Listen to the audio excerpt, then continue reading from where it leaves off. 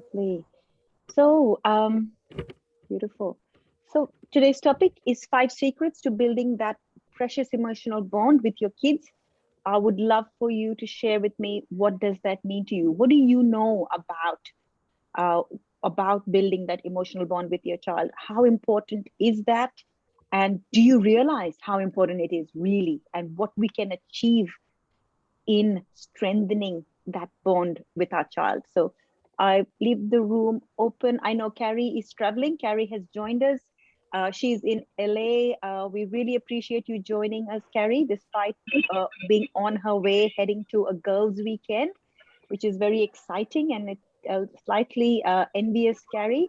But thank you for joining us. So those of you who can unmute yourself and share with us, what does it mean to you to have that emotional bond with your child? Do you know how important it is? What is your view? Lou, you want to unmute yourself and tell me, what do you think, in your perspective, is the value of having that bond with our child? And what is your bond with your child at the moment as well? And what is the next step? I have a really good connection with her. But what I'd like her to work on is building bonds with others. Ah, yes. Because she obviously doesn't have like her dad in her life, but she does have my partner and my dad and my brothers. And yeah, so she's got plenty of role models. That's brilliant. Those male connections. Yeah. Especially coming out of lockdown, we'll be able to see my brothers and my dad again. So correct. I get to go back to school. Yeah, you go back. Oh wow, look at her, all excited. Yeah. So tell me about bond.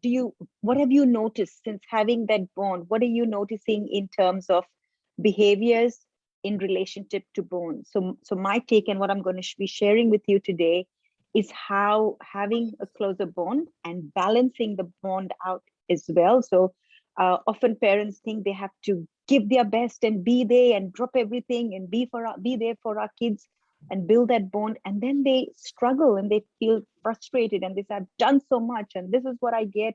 I'm getting a no, I get resistances. So what have you observed, Lou, as you set the stage for your child and in the bond? How old is your daughter, first off? So I think I have a good bond with her. We connect. There's nothing that she's uncomfortable with, but she is, from her past, she's got past trauma, and she is still building connections with males is hard for her. And I don't want her going into kindergarten with that, because there will be, opportunities to play with friends and stuff, and you don't want to take that away from her. So no. How old is your daughter? She just turned 5. Yeah. So just to add on that note, yes, we do our best to remove trauma out of our child's experience, and like you said, she does not have the effect of the influence of her paternal dad. However, she does have the influence of other male good real role models in her life. A lot of us come into and have experiences with childhood trauma. It is not uncommon.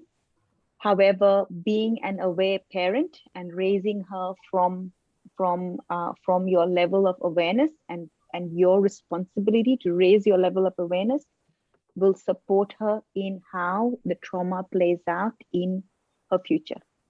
I just want to reassure you that your awareness is key, and you raising your awareness releases and removes the how ingrained or how much the trauma can influence her life in future. Does that make sense, Lou? It does.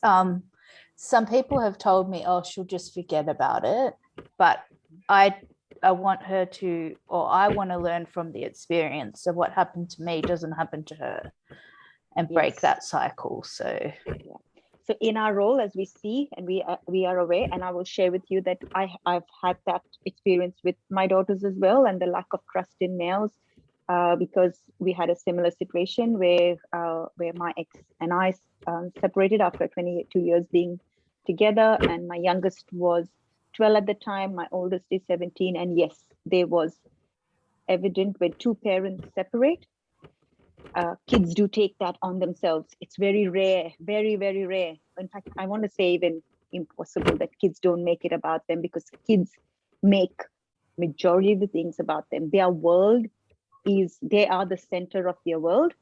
And if we parent them from that awareness and their perspective and their perception of the world, and raise our awareness, that's the only responsibility we ever have.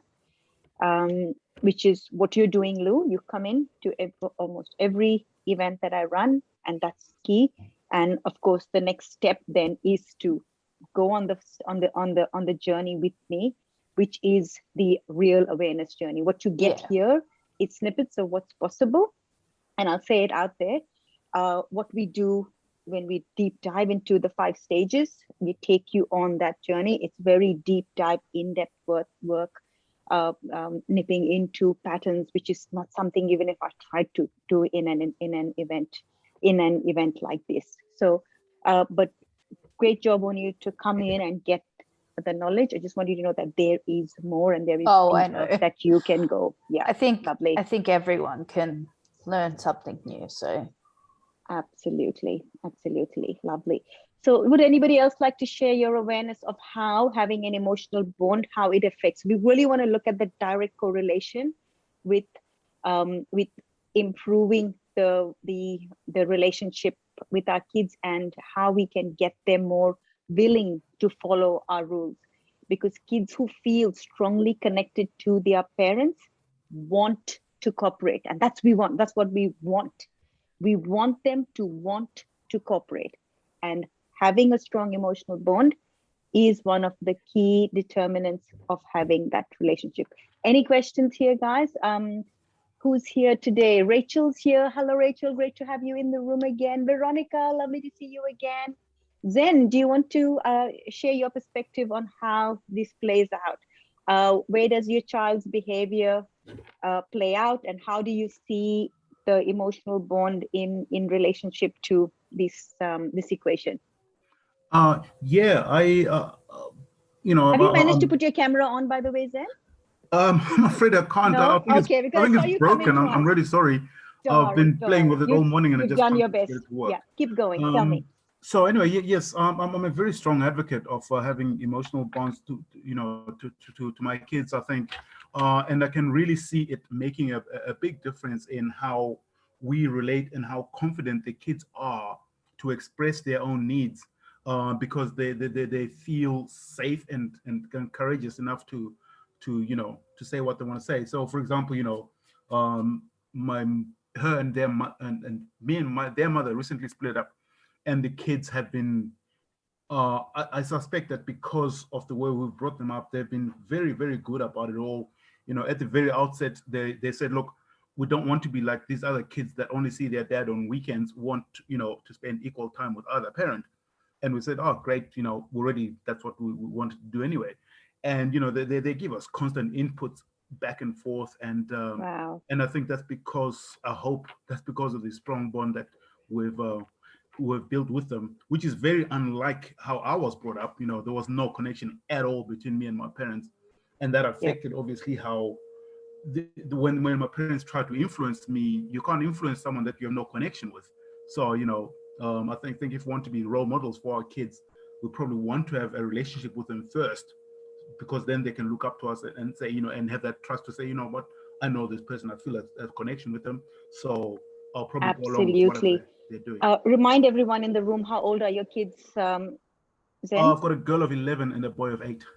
Yeah, very aware kids, which is wonderful. However, don't underestimate the effect of a separation on kids. So the way I project it is, our kids need to know that their parents love and respect each other. It keeps them safe.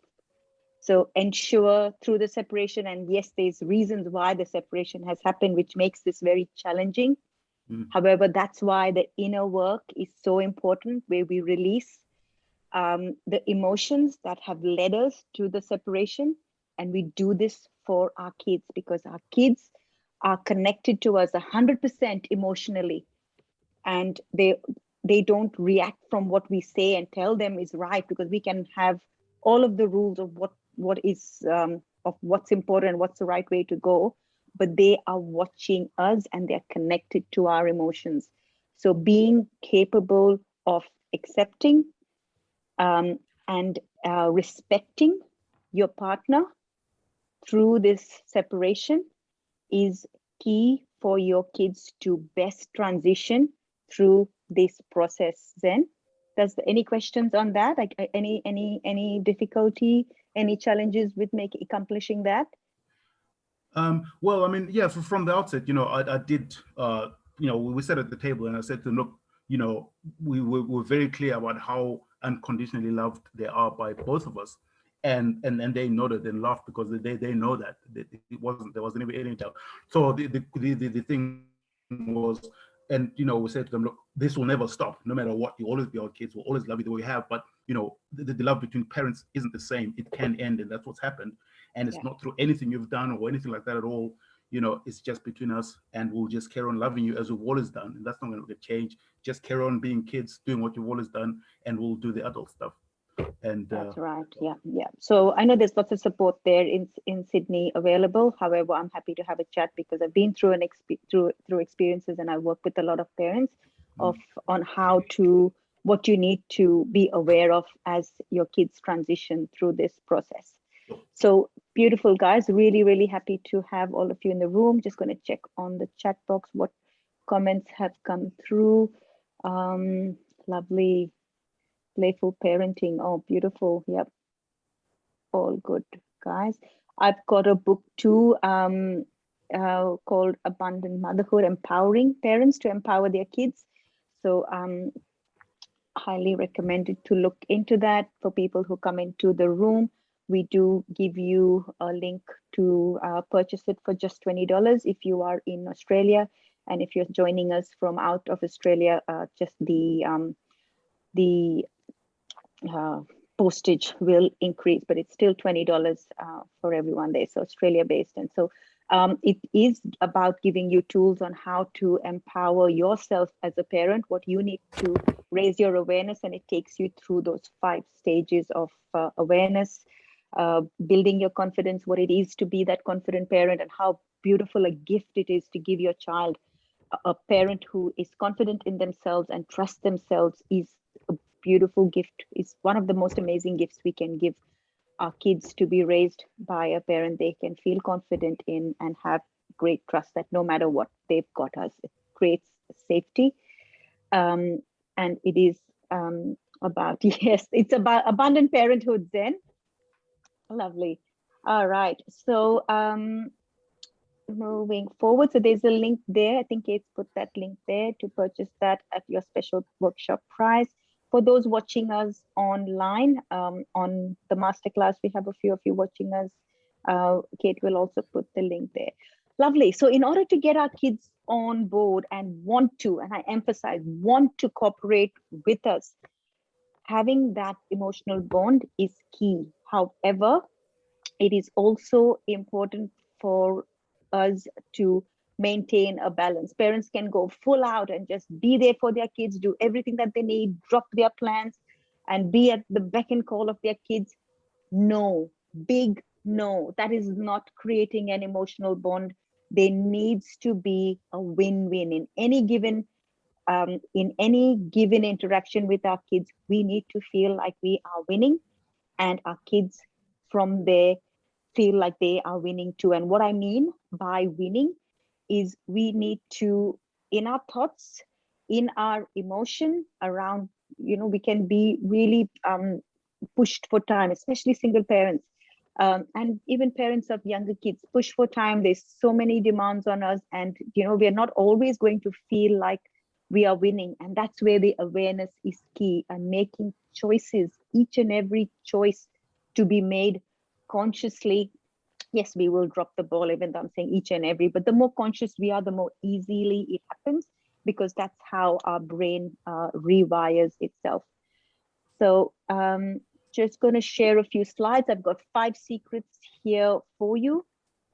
And I'm going to just, what's happening here? Hey guys, here we are. Let me know if you can see my screen. I've got 5 secrets, and like I say, I can keep talking about this topic. It's a very big, such a key, important topic to cover. So I've got over 10 secrets really, but today's topic is, we're just going to look at the top 5 on screen. However, I will be sharing the 10 topics because there'll be a lot of hidden nuggets there. So if you've got a pen and paper, do grab that and just put a note, and you'll have an opportunity to share your aha moments of what you learned today. And there is an opportunity to win our PDF for 5 ways to build an emotional connection with your child. For those who jump into the group and put a comment of what you learned at today's workshop, you can avail of a free PDF. So keep an eye out for that. Lovely. Can you all see my screen? Anybody can't see? Is there any interference? Sometimes we have dark blotches. Can you all see clearly? Yep. Yes? Yep. Lovely. Okay. Beautiful. Lovely. So I'll just get you all to mute yourselves. And if you need to ask a question, feel free to unmute. Lovely. So my intention, we start everything with an intention. My name is Yolanda Alvarez, and I'm an empowered. I go under the title of empowered parenting. It's very much in line with conscious parenting. But when I looked up, I had my first name as conscious parenting, and then I looked up and I saw another amazing Indian woman, Dr. Shefali, doing the same work. And I thought, you know what? She has her message. I have mine. It's very, very much in line, but we add our own flavor to it. So mine is empowered parenting. So why do we focus? Why is it so important to focus our energy on creating that emotional bond?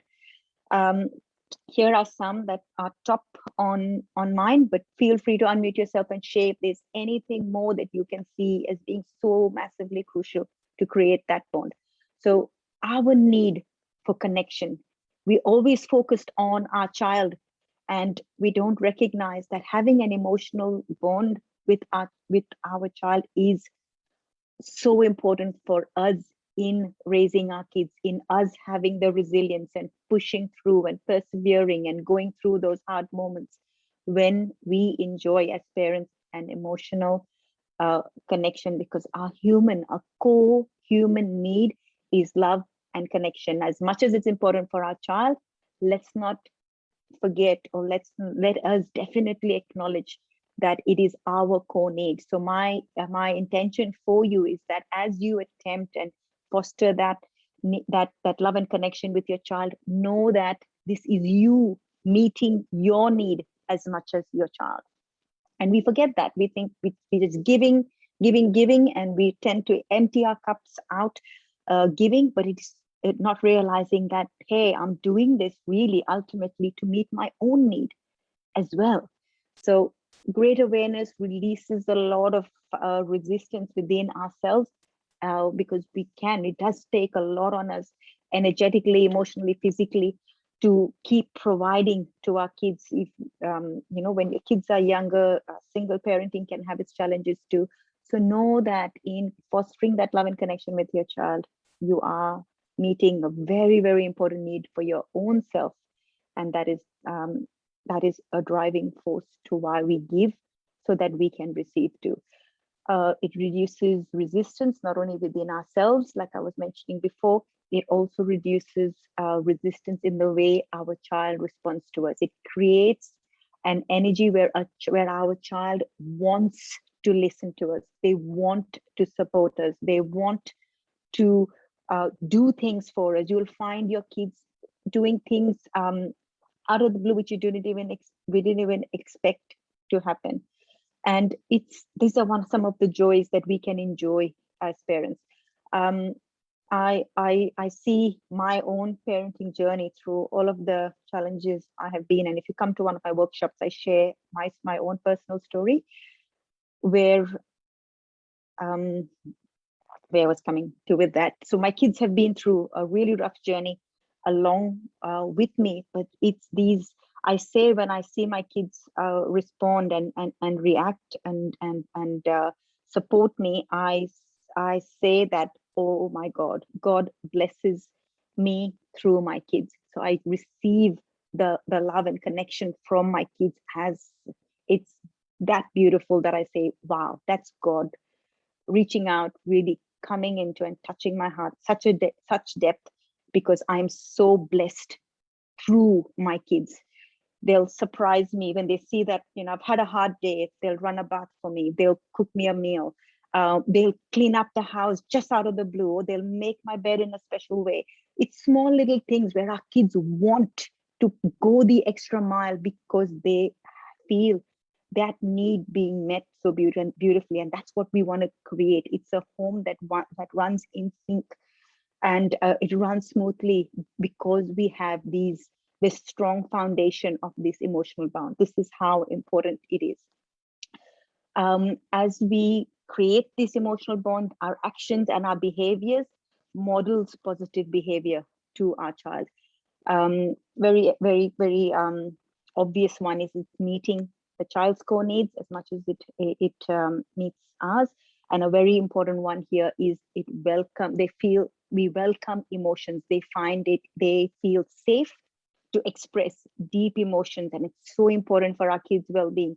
Numbers and statistics today are showing kids feeling so much of anxiety, and kids as young as 5 years being medicated for anxiety. It breaks my heart. And I cannot emphasize enough how parents creating this emotional bond with the right balance allows for our kids to open up, to share what they are doing. And I cover a lot on this in my workshop, which is titled Emotional Resilience for Parents. Emotional resilience is key, guys, for parents who are raising, who wish to raise emotionally resilient kids. The goal really is for us to become much more emotionally resilient, learn the tools, know what it is like, understand our own emotions, how to process big emotions. We have not been taught this in school, unfortunately, but emotions run our lives. Our level of success, research is proving, our level of even career success is determined by our level of emotional awareness and emotion. That's why we have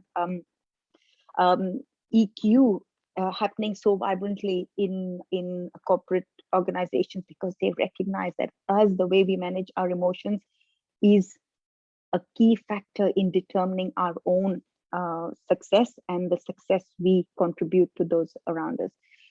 And yes, an obvious one again is more joy and peace in your home.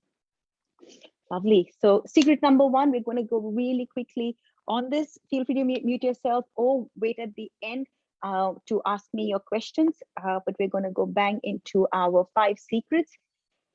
Keep check on each day's emotional bank account closing balance. And what this means is that our kids need a balance. They feel safe when there are limits. They feel safe when we say no. They feel safe when we need to correct their behavior. And why? Because there is a balance. There has to be a balance.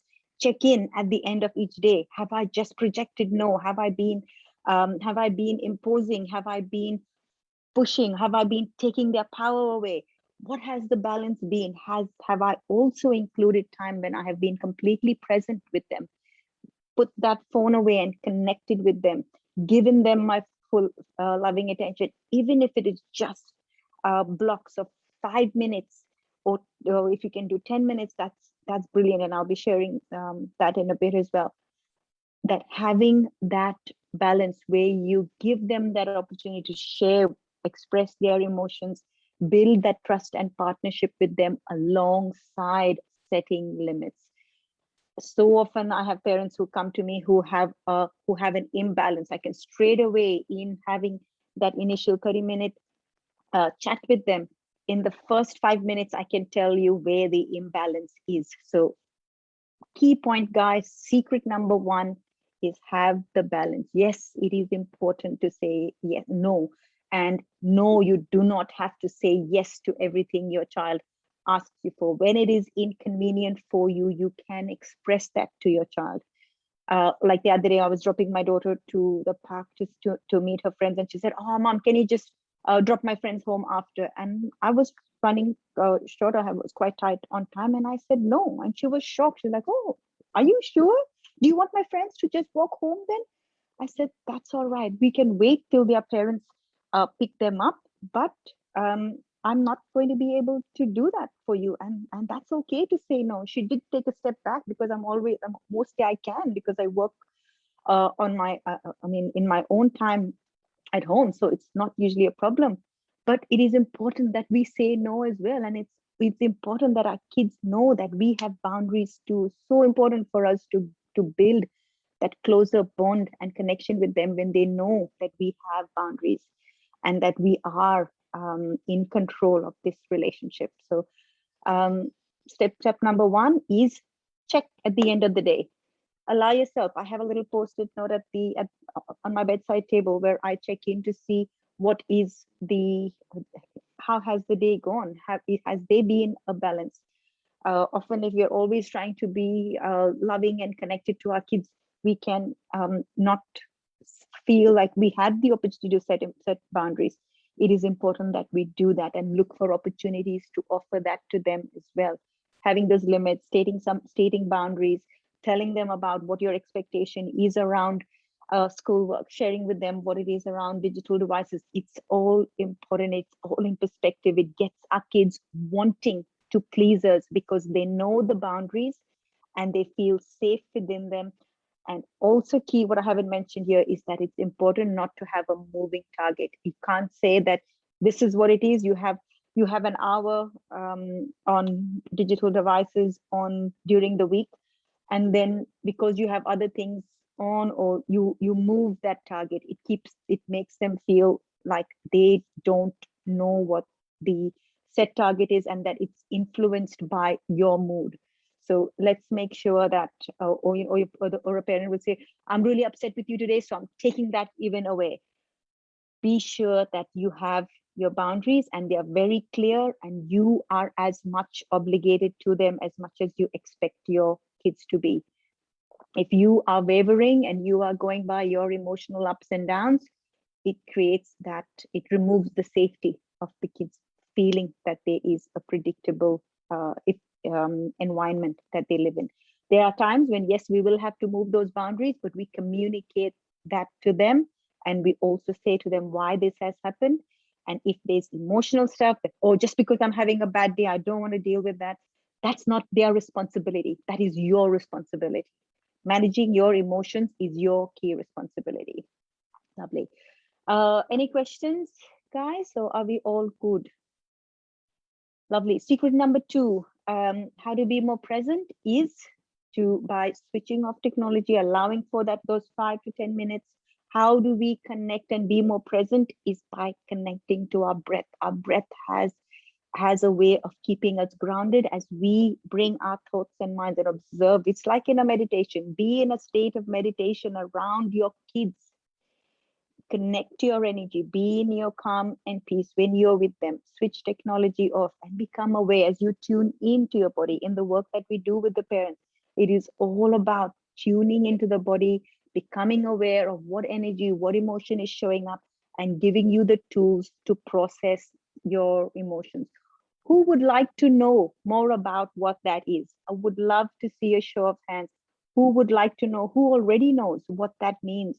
To be able to tune into your body and to know how to process what is coming up for you. Unmute yourself and tell me. Anybody? Well, there are fixed ways that we can tune into our body and we can become more aware. Lou, you unmuted yourself. Share with me. Yeah, I'd like to know more. Like, I do meditation for myself, but that's at nighttime after she's in bed. Beautiful. Exactly why. Anybody else? Anybody else want to know what that process is, what those emotional processing is, how to tune into your body in a stronger way? Lovely. So the best way to dive in, Lou, is Kate will send you a link and we take you through that process, because it is a personal experience and we get to tune in and know what is coming up and exactly what you need to do. There will be fixed emotions you. there that you are addicted to, which is what we work through. Before we close up the offer, would anybody else like to avail of this offer? It's a free 30-minute where we do a deep dive into what is coming into your own personal, what are you carrying from your past experiences. Kate, just take note if anyone else is responding and send them a personal That's link probably to book I that did in. one. It was super helpful. Super Yes, helpful. Carrie. Thank you. That's it. That's it. Lovely. Thank you for sharing, Carrie. Beautiful. So we're going to go back in there. I'm sorry, apologize for the time, guys. I do get carried away. I love to keep this at this time.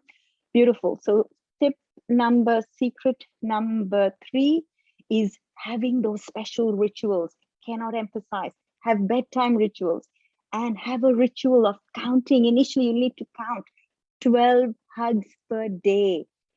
You might be thinking, okay, I've done 5, I've done 7. How do I fit in the others? As you pass them in the driveway, in the hallway in your homes, as you just observe them doing things on their doing schoolwork, get in there. 12 hugs per day. Create a ritual where your kid and you have connection habits. Very powerful. It releases I've lost that name, the chemical in the brain, the happy hormone, to because hugs have a physiological effect as well. Secret number 4, connection before correction. If you find that you need to be diving in and go really harsh on your kids because they have really disappointed you, and kids do that, they don't see things through. Acknowledge that you have created enough points of connection. So start early in the morning. As your child wakes up, have rituals that you can be doing so you have build up on that emotional scale of connection, because you are anticipating that during the day there's going to have to be have to be opportunities or need to correct them. Acknowledging feelings as they come up. The best way I have found to get my kids to open to what's going on within them is by sharing what's happening within me.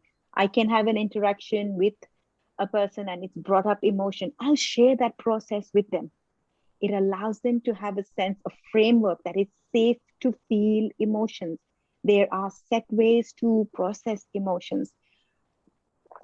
Creates a very safe ground for our kids, creates that structure of how emotions are dealt with. So again, that's that 30-minute chat that I offer you to go through that. If you'd like to avail of it, reach out to Kate. Ask non-judgmental questions as you want to correct them, instead of diving deep and saying they've done wrong. Ask questions to assess where any information is lacking at your end. And as they bring up problems, don't jump in to offer solution. Often our kids just want to be, and that's in our relationship as well. We just want to be heard and validated, and they want to be heard and validated. And that's all that they might need to feel safe in that relationship with us. And the fourth important point, which I cannot emphasize, is in order to emotionally support anyone else, we absolutely must manage our own emotions. Beautiful. Next, and the most important one, and I know we take this very lightly, is tune into your own joy as a parent. And very important with single parents as well. We feel the stress, and not just single parents, all parents. Our kids are tuning in to follow the most joyful parent. I cannot emphasize that enough. If you are the most joyful parent, your child is on the wagon with you. They want to please you. In order for us to be the joyful parent, here are some tips. Have a self-care routine for inner joy. And this could mean in the morning when you wake up, You manage your state. You watch what emotions come up for you. What are you emotionally setting up your day ahead with? Acknowledging them, becoming aware of it, putting on some music, allowing 5 minutes, listen to one of your favorite songs and dance to it. Get into your state. Your state is so key, not just for yourself, but also for your kids. Schedule in time for fun within yourself, fun with your partner, and fun with your kids. There is not enough. The value of that 5 minutes that you do it will just it's exponential, the effect on your day. Take the 21 days smile challenge. As much as I said the 12 hugs, research has also proved 21 days where we put on a smile on your face. Some people say, oh, you want me to just fake smile? Physiology impacts our brain. Physiology affects our energy. Put on that. If you want to call it fake, I don't call it fake. I say I'm choosing the state I'm in. When I'm having a hard time, I'm going through things, I will put on that smile and I'll observe how my body responds, how the thoughts and ideas I get to shift this situation changes just by changing my physiology, shoulders back, chin up, and a smile on my face, no matter what the shit is going on in my day, changes my state. There's a lot of parents out there with teenage kids who have seen massive, tremendous changes when they have tried this 21-day challenge with their child. It throws your child off their game. They are there waiting to be there. They are ready for attack from parents in those challenging relationship, and the parent has just got this big, crazy smile on their face. It throws them off their game plan. So that's my 5 secrets, guys. I invite you to come on to our workshop, 90-minute workshop called Emotional Resilience for Parents, Raising Emotional Resilient Kids. We will be talking on our tier model. This is a model I have put together on how we can shift our emotional state, how we can create our the new results that we are seeking in our relationships and in the energy in our home. It's my TAR model. The link to join our workshop those coming in the room today get a free ticket. So use the link to book in your spot to a free spot to this amazing workshop where we dive deep into emotional awareness and knowing how you can make those changes. Joining our Empowered Parenting takes you on this 5-stage journey. It's that journey of chaos. Chaos can be this lack of control within your home, lack of being able to manage your kids in the best possible way. You find yourself projecting anger and you find them resisting you. So this is the chaos we talk about. It can be as simple as the anger that we feel within ourselves and not feeling safe. It could be the chaos of us feeling the guilt that comes up that we're not doing a good enough job, that constant guilt and how it affects you. The next step is awareness. When you start to observe how your own emotional state affects your child's, how they are responding and being willing to jump on in being in tune with you. That's the awareness. The third stage that we take parents on is building their own confidence. This is that confident parent, that beautiful gift you can give your child of a confident parent, that safety you can give them. The fourth stage we take parents on this journey is the empowered parent, where they bring the power back into them. They changing the behavior of kids by gaining greater responses to the way they respond to their child. From there, we have the beautiful experience of that peace and calm that we create in our along with our kids. Is that peace and calm, being the parent, being the calm in the midst of the storms that life throws at us, because we can't take away those storms. Those storms are going to be there. It's how best what state of calm, how can we tap into that state of calm, is the 5 stages of empowered parenting. And the way we do this, and we we provide this is through our 12 weeks of emotional mastery that we take parents on a journey. And you are welcome to find out more about this. Here's the link to our emotional resilience for parents, where you can find out more about how you can be the emotional resilient parents, because we cannot give what we don't have. I cannot emphasize enough. Parents are focused on the child, wanting to change a child's behavior. We do that inevitably as we choose and shift our own behaviors. We also, if you are raising a teen or you know anyone who is raising a teen, feel free to share the link to this mini course that's coming up on the next week. Yep, next week on it's our Raising Teens mini course. So, and now we just jump into questions, and we are going to come off. For those who have joined us on in our group, thank you for joining us. We're going to come off there, and we're just going to be focused on the parents who have come into the Zoom room. Lovely.